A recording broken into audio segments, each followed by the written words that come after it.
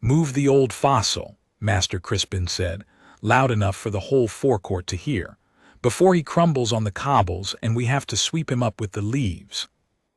I was carrying a tray of warmed wine across the gravel when he said it, and I nearly dropped the lot. I have been in service at a Stenmore house the better part of 30 years, first as a boot boy, then a footman, and these last 9 as the steward's right hand, and in all that time I had never heard anyone speak so to Sergeant Harlow's face. The young gentlemen who came up from the city sometimes smirked at him behind their gloves. They did not say it to him. You did not say it to Tobias Harlow, who had stood the main gate of the house since before any of them were born, who had a way of looking at a man that made the man remember he had a mother somewhere who would be ashamed. But Master Crispin said it, and he laughed while he said it, and the 3 friends he had brought up from town laughed with him because he was the heir and they wanted his favor, and old Harlow did not move. He stood at his post by the iron gate, straight as the gate-post itself in the dark green and gray of the house guard, his coat brushed, his boots blacked, the old long musket they let him keep more for honor than for use grounded at his side. He was 70 if he was a day. His hair under the worn shako was white as frost. His face was brown and seamed as a walnut, and his hands, folded one over the other on the muzzle of that musket, were knotted with age and old work. He did not so much as turn his eyes. He looked straight down the avenue of limes as he had looked down it for 50 years, and he said nothing at all. That was the thing about Harlow that the young men could not bear. He would not give them the satisfaction of a flinch. "Did you hear me, soldier?" Crispin said, sauntering closer, his riding crop tapping against his boot. He was a handsome young man, I will grant him that, tall, fair, with his grandfather's straight nose and none of his grandfather's stillness.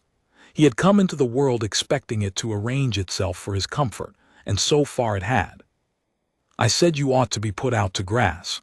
Look at you. You can barely hold that antique upright. What use is a gate guard who couldn't stop a child, let alone a thief?" "Crispin, leave the old man," one of his friends murmured, a softer sort named Pell, glancing about to see who watched. Plenty watched. Half the household found some reason to be in the yard that morning. "I'll not leave him," Crispin said. "I'm only saying what everyone thinks and no one will say because grandfather's gone soft over him. The man is a relic. He should have been pensioned off 20 years ago. Instead he stands at my gate looking like a scarecrow they forgot to take down, and the whole county laughs at us for it."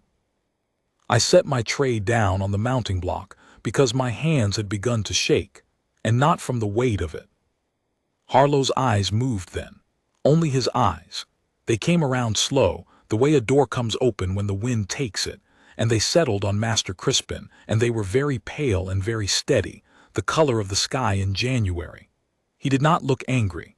That was what made the friends stop laughing one by one. He looked at the young heir the way a man looks at a thing he has known a very long time and found wanting, and there was something almost like sorrow in it. "Your grandfather," Harlow said, "told me to stand this gate. When he tells me to leave it, I will leave it, not before, not for you, sir." It was the most I had heard him say in a month. His voice was deep and worn and quiet, and it carried across that yard like a stone dropped down a well. Crispin's face went red, then white. A young man can stand many things, but he cannot stand being made small in front of his friends by a servant he has just declared worthless. "We'll see about that," he said, and his voice cracked on it like a boy's. "When the house is mine, Sergeant, the first thing I'll do, the very first, is have that gate stood by a man who can do more than rust at it. You'll be gone by sundown of my first day. Remember I said it." "I'll remember, sir," Harlow said, and turned his eyes back down the avenue, and that was all. Crispin stalked off toward the stables with his friends trailing, his crop slashing at the heads of the late asters along the path, and I picked my tray back up and carried it inside with my ears burning. I served the wine. I cleared the plates, and all the while I was thinking of a thing I had no business thinking, which was, he does not know. The heir of a Stenmore does not know the first thing about the man he just promised to throw out of the gate.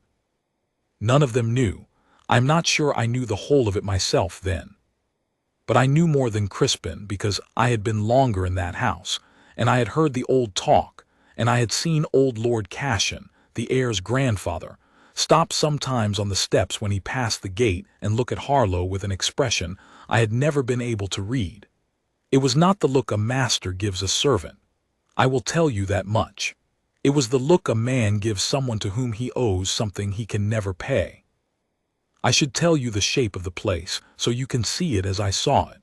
A Stenmore house sat in a fold of green country 2 days' ride from the capital, a long gray house of many gables with a forecourt of pale gravel, and an iron gate between 2 stone pillars topped with the house's crest.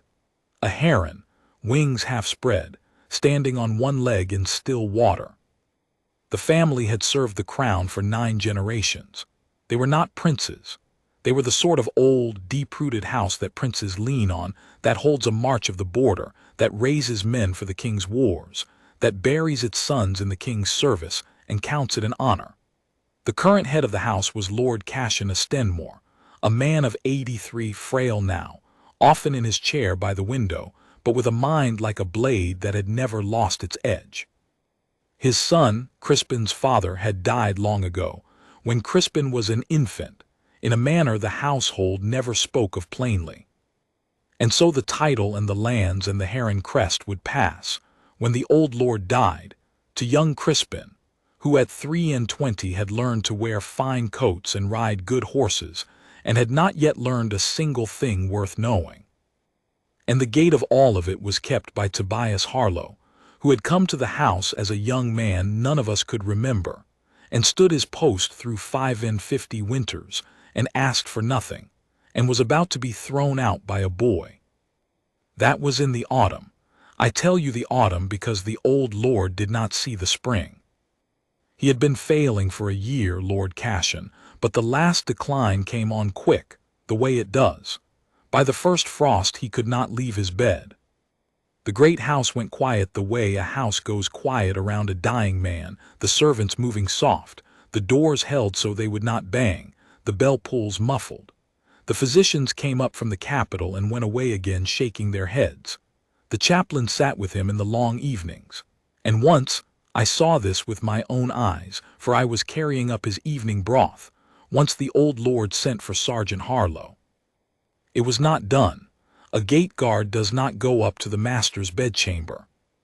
But Lord Cassian sent for him by name, and Harlow came in from the cold gate with his shako under his arm, and his white hair flattened from it, and he went up the great stair past all the portraits of the herons on the wall, and the door closed, and I stood in the passage with my tray of broth going cold, because I did not dare go in.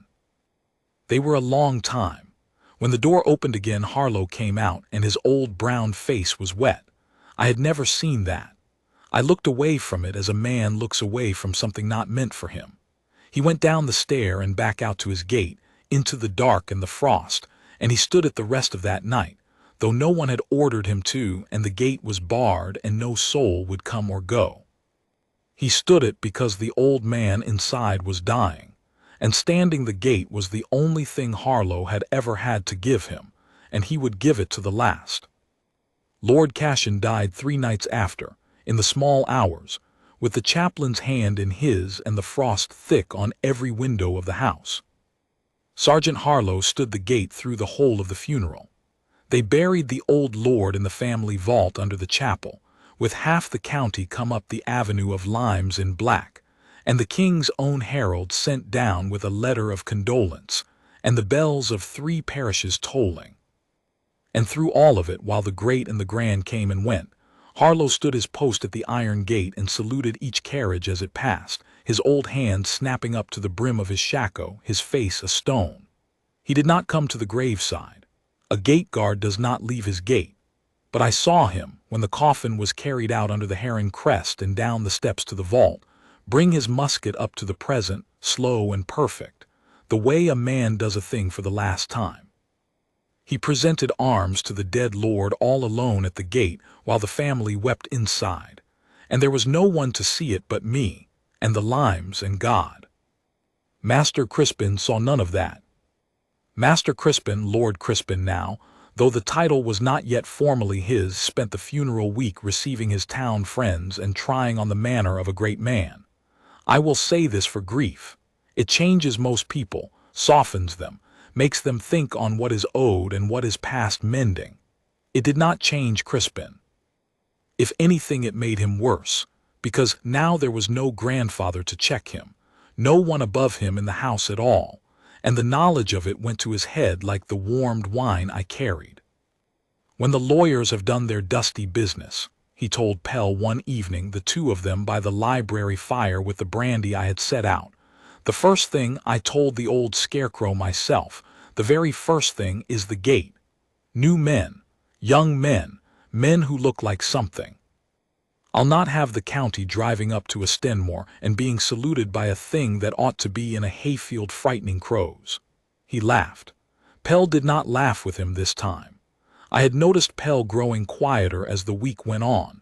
The way a decent man does when he begins to suspect his friend is not the man he hoped. The reading of the will was set for the third day after the funeral in the long library at 11 in the morning. Old Lord Cashin's man of business came up from the capital himself, a Mr. Ardley, a spare gray gentleman with a black case and spectacles, and a way of saying nothing at all that made you feel he knew everything, and with him a junior clerk, and the family solicitor from the county town, and the chaplain. The household was bidden too.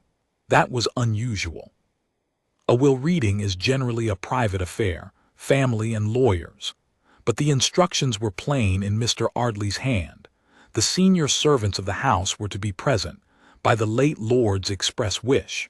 So we filed in, the steward and the housekeeper and the cook and the head groom and the rest, and stood along the wall under the tall windows while the family sat.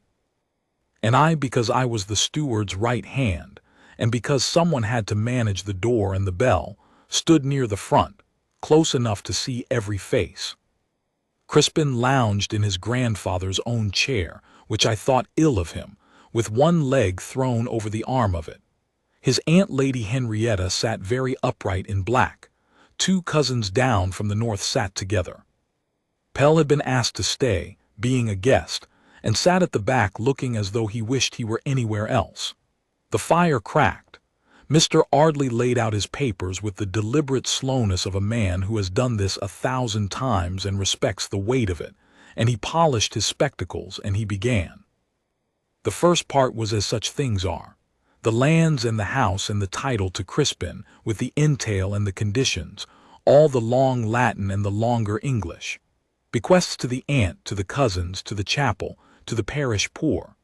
A sum to each servant by length of service, which set the housekeeper dabbing at her eyes, for the old lord had not forgotten the smallest scullery maid.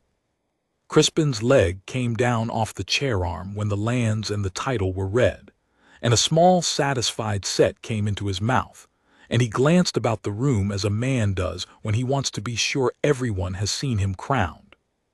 Then Mr. Ardley turned a page and paused, and the pause was different from his other pauses. He looked up over his spectacles, and his eyes went, of all the people in that room, to Sergeant Harlow. For Harlow was there. I had not expected it. He never left the gate, but Mr. Ardley had sent a junior groom out to stand the gate in his place for the 1 hour, on written instruction, so that the old soldier could be brought in. He stood at the very back by the door, his shako under his arm, his white head bowed a little, plainly uncomfortable to be inside the great library among the family, plainly wishing himself back in the cold where he knew his place. He had not asked to come. He had been sent for, and he did not know why, any more than the rest of us did. "There is a further provision," Mr. Ardley said, "which his late lordship instructed me to read aloud, in full, before the assembled household, and not to summarize.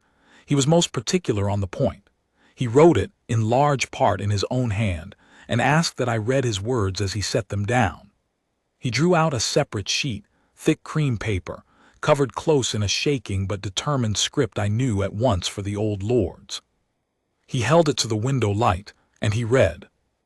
"To my grandson Crispin," he read, "who will by now be master of this house, I leave one last instruction and one last truth, and I ask him before God and before this household to hear both." Crispin's face had begun to change. He did not like being addressed so, like a boy called to account before the servants. A flush was climbing his throat.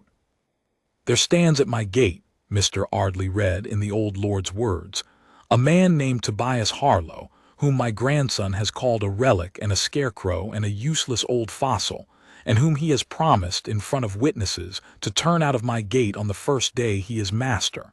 I know he said it. Little happens at this gate that does not reach me.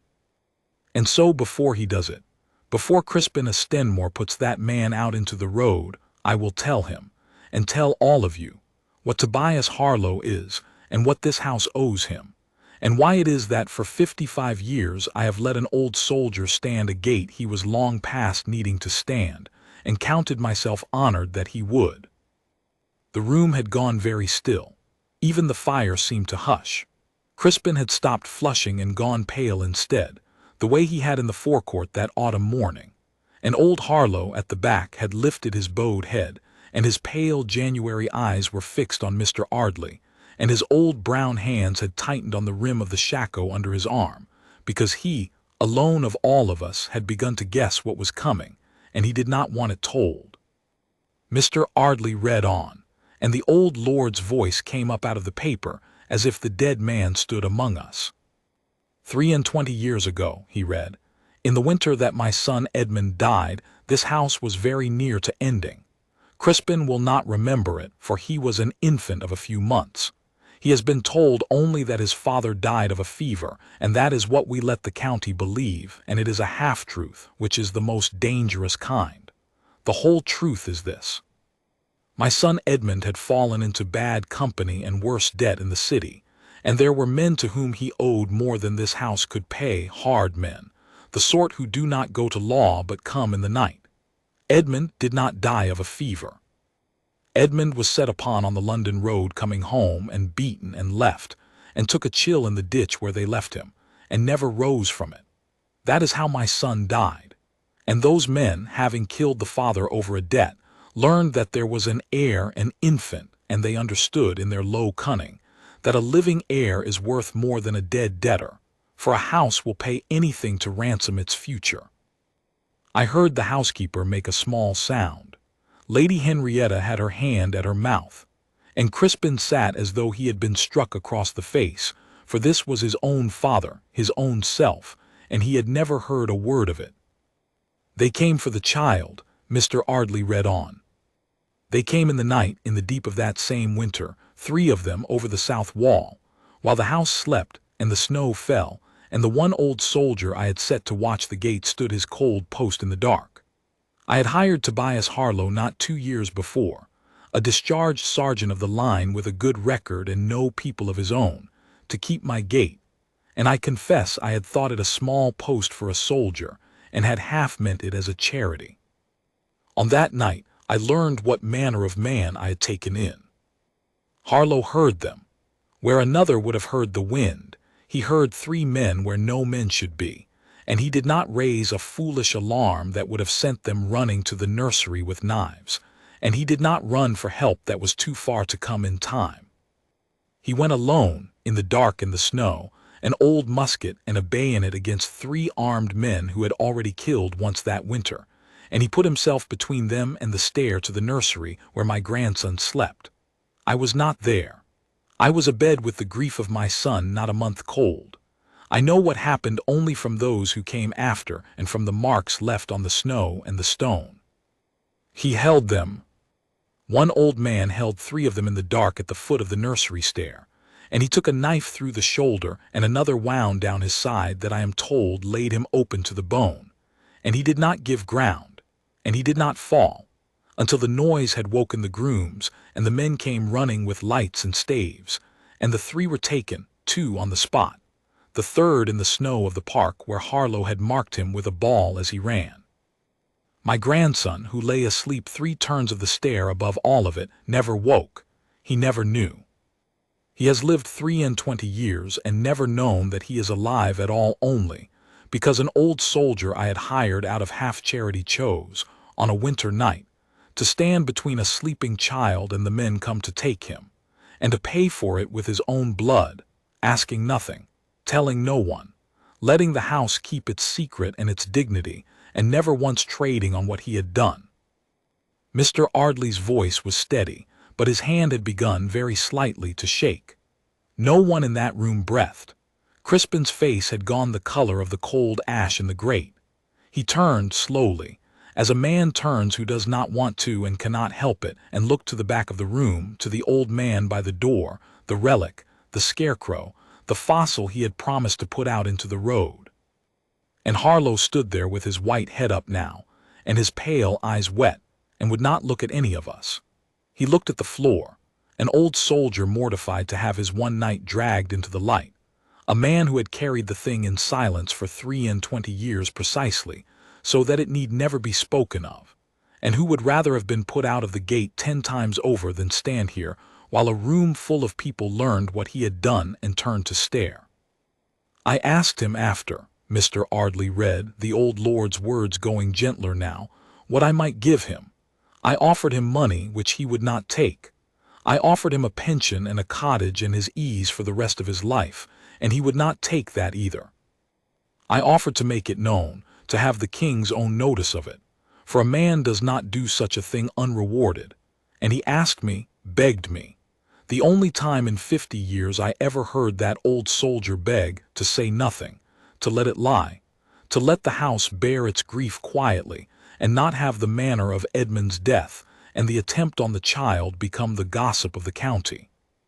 He said the child should grow up not knowing such men had ever wanted him, should grow up easy and safe and never afraid, and that this was reward enough for any soldier, to have kept one child safe and let him stay a child. And then he asked me one thing for himself. He asked if he might go on keeping the gate. That is all he ever asked of me. Not money, not rest, not honor. He asked to be allowed to go on standing at my gate in the cold year on year, so that he might go on being the thing that stood between this house and the dark. And I let him. Of course I let him. For 55 years I have let Tobias Harlow stand my gate, long past the age I should have pensionied him off a dozen times, because I understood at last that he was not keeping the gate as a servant keeps a post. He was keeping a vow. He had appointed himself the guardian of this house and of the child who would inherit it, and he meant to stand that watch until he died at it, and I would no more have taken his gate from him than I would have taken his name.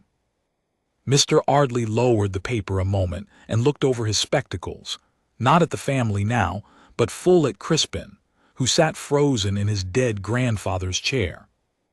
There is a little more, Mr. Ardley said quietly, addressed directly to you, sir.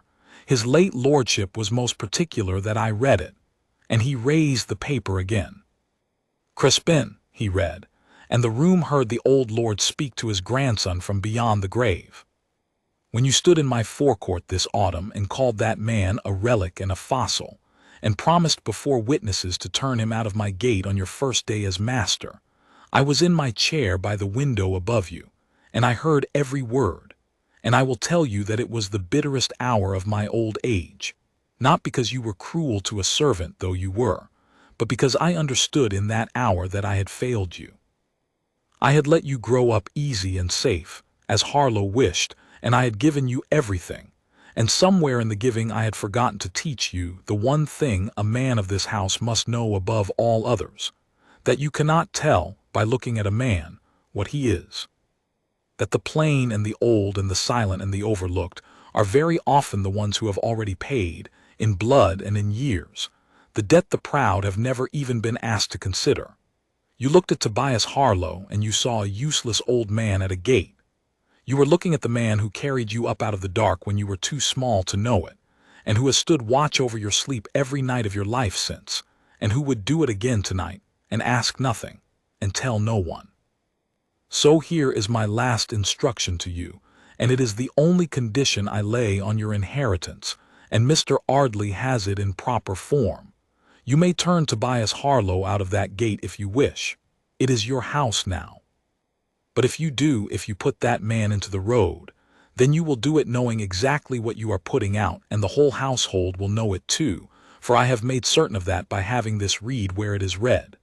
And you will find, I think, that a man cannot do a thing like that once he knows and still call himself the master of an honorable house. I do not forbid you.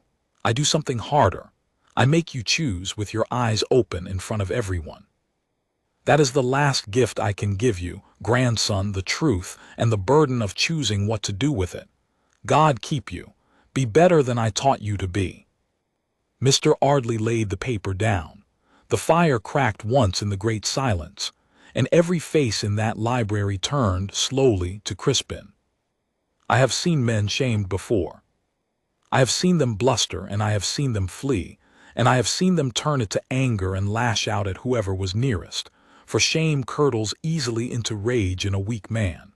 I watched Crispin's face, and I did not know, in that long moment, which way he would break. The flush had gone entirely. He sat very still, and his hands, I saw, were gripping the arms of the old lord's chair, and his eyes had filled, and he was a young man of 23 learning in the space of 10 minutes that his father had been murdered, that he himself had been carried out of death's hand as an infant, and that the old man he had mocked and threatened and promised to throw into the road was the very man who had bled to save him and had asked nothing for it but to go on standing in the cold a little longer. He stood up. The chair scraped on the floor, loud in the quiet. For a moment I truly thought he would walk out and never speak of it, and that would have been a kind of answer. Instead he turned. He did not look at his aunt or his cousins or the lawyers or me. He walked the length of that long library, past all of us standing along the wall, past the tall windows and the cold light, to the back of the room, to the door, to the old soldier who stood there with his shako under his arm and his white head bowed and his eyes fixed on the floor. And Lord Crispin Stenmore, master of the house, stopped in front of Tobias Harlow, and for a moment he could not speak at all. When the words came, they came rough and broken, not the smooth, careless voice of the forecourt, but a young man's voice with the bottom gone out of it. "I called you a relic," he said. "I told you I put you out of the gate." He stopped. His jaw worked. "You held 3 men on the stair for me when he could not finish it." He stood there with his hands open at his sides, helpless. The fine coat and the straight nose and the grandfather's looks all of no use to him now. Just a young man who had been wrong in the worst way a man can be wrong, and knew it, and had nowhere to hide from it because his grandfather had seen to that. And here is the thing I will remember about Harlow until I die. He might have let the young man stand in his shame. He had earned the right to. Any of us would have understood it if the old soldier had simply looked at him with those cold January eyes and said nothing and let him drown in it. That was not what he did. Harlow lifted his head. He looked at Crispin, not as he had looked at him in the forecourt with that sorrowing weariness, but plainly, steadily, the way one looks at a man one has decided to let begin again. And he did a thing that undid the whole room. He drew himself up, old as he was, to his full soldier's height, and he came to attention, his heels together and his back straight, and he saluted his new master, slow and perfect and grave. "My lord," he said in that deep, worn voice, "your grandfather set me to keep this gate, and I have kept it. I kept it for him, and I kept it for your father, God rest him, and I have kept it for you every night of your life, asleep or waking, knowing it or not." He paused, and something almost like the ghost of a smile touched the seamed old face. "A man doesn't do a thing like that for thanks, sir. He does it because it wants doing and because he's the man standing there to do it. You owe me nothing. You never did. But if you'll have me, my lord, I'll go on keeping your gate the same as ever for as long as these old legs will hold me at it. That's all I've ever wanted, just to be let stand my post." Crispin's face broke entirely then. He was weeping openly before the whole household, the proud young heir who had mocked an old man for a laugh, and he reached out and took the old soldier's hand in both of his, that knotted brown hand that had held the nursery stair against 3 knives, and he held it, and he could only say over and over, "Thank you, I'm sorry, thank you." That was the end of the reading.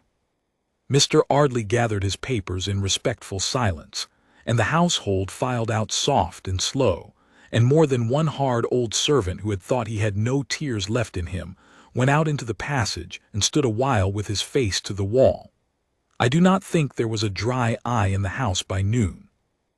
The story of it ran through a Stenmore like fire through dry grass, the way such things do, kitchen to stable to scullery, and where men had pitied the old soldier at his cold gate, they began instead to take off their caps to him, quietly, when they passed.